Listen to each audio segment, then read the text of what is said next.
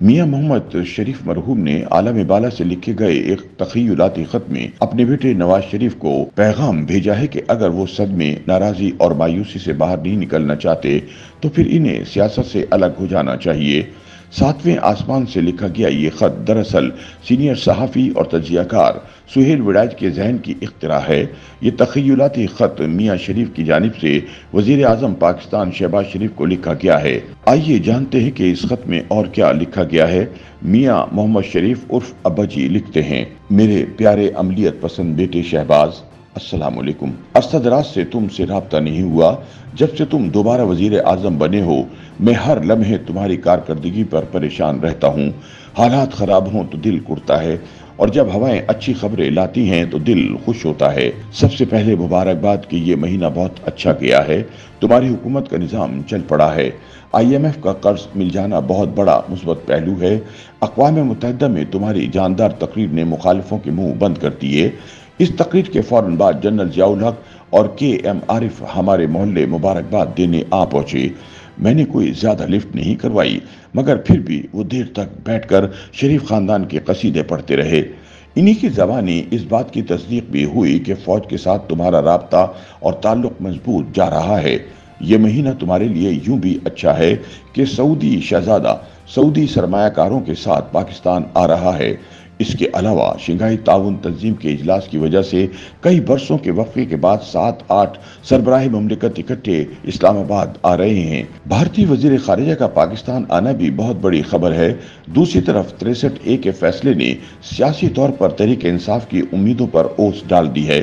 گویا سیاست، خارجہ پالیسی اور فوج کے تعاون کے حوالے سے تمہارا قلعہ مضبوط ہوا ہے۔ پیارے بیٹے، مجھے اس بات کی بھی خوشی ہے کہ چینی صدر شی سے بھی تمہارا کافی مضبوط رشتہ بن گیا ہے۔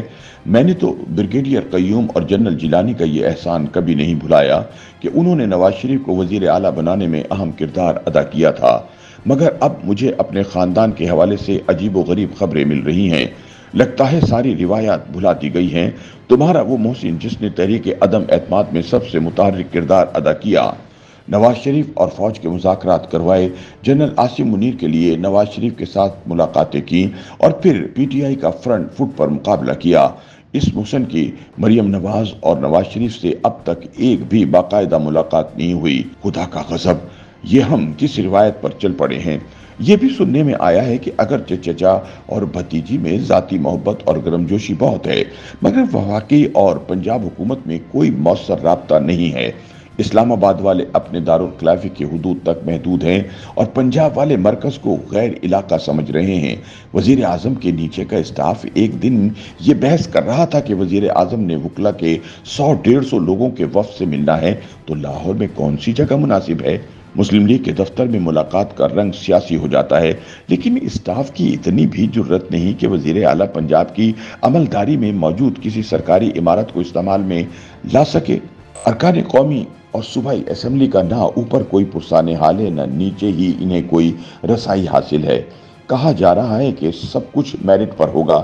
میرٹ کا عرف عام میں مطلب یہ ہوتا ہے کہ اور کسی کی مرضی نہیں چلے گی، بس وزیر اعظم اور وزیر اعلیٰ کی مرضی چلے گی۔ وہ سیاہ کریں یا سفید، اسے ہی سیاسی زبان میں میرٹ کہا جاتا ہے۔ مجھے حمزہ کے دوستوں نے بتایا کہ پنجاب میں اس کی کوئی شنوائی نہیں۔ اس نے سال ہر سال مسلم لیگ کی تنظیم کو چلایا ہے۔ اسے نو لفٹ کہہ کر گھر بٹھانا سیاسی لحاظ سے سراسر غلط ہے۔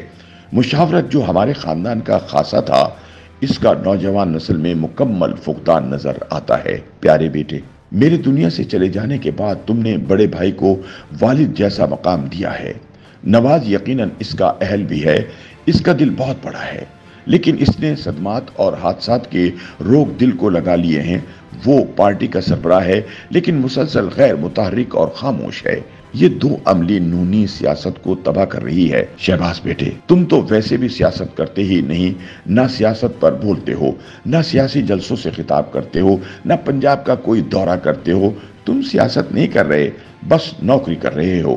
میں نے تم بھائیوں کو ہمیشہ سمجھایا تھا کہ مہنگائی حکومتوں کے لیے زہر قاتل ہوتی ہے۔ تمہاری حکومت کے لیے سب سے بڑا مسئلہ مہنگی بجلی ہے۔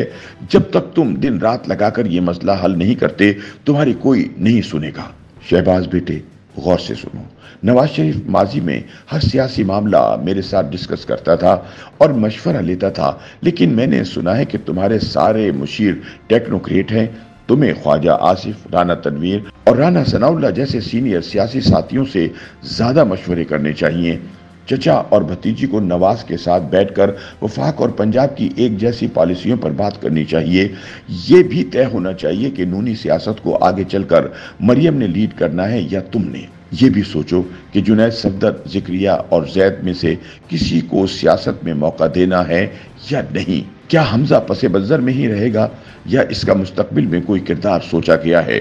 ये भी तय होना चाहिए कि क्या नवाज शरीफ ने इसी तरह लंबी चुप और मेल मुलाकात से मुकम्मल गुरेज के साथ ही सियासत करनी है। अगर वो सदमे, नाराजी और मायूसी से बाहर नहीं आता तो फिर इसे सियासत से अलग हो जाना चाहिए। आखिरी बात यह है कि इमरान खान को अदालती, फौजी और अवामी शोबों में मादी शिकस्त तो हो गई है, मगर वो आज भी सियासी तौर पर विक्ट्री स्टैंड पर खड़ा है। ये सच है कि पै दर पै शिकस्तें पीटीआई का हौसला तोड़ेंगी, मगर इन लोगों की मुकम्मल मायूसी रियासत के लिए भारी साबित होगी।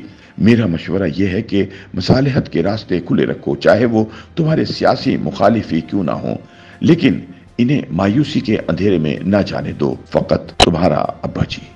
YouTube पर गूगली न्यूज देखने के लिए youtube.com की सर्च बार में गूगली न्यूज टीवी टाइप करें। गूगली न्यूज के पेज पर सुर्ख रंग के सब्सक्रिप्शन वाले बटन पर क्लिक करना ना भूलिए। YouTube पेज पर अपलोड होने वाली वीडियोस से बाखबर रहने के लिए बेल आइकन पर क्लिक कीजिए। आपको हर नई वीडियो के बारे में नोटिफिकेशन मौसूल हो जाएगा।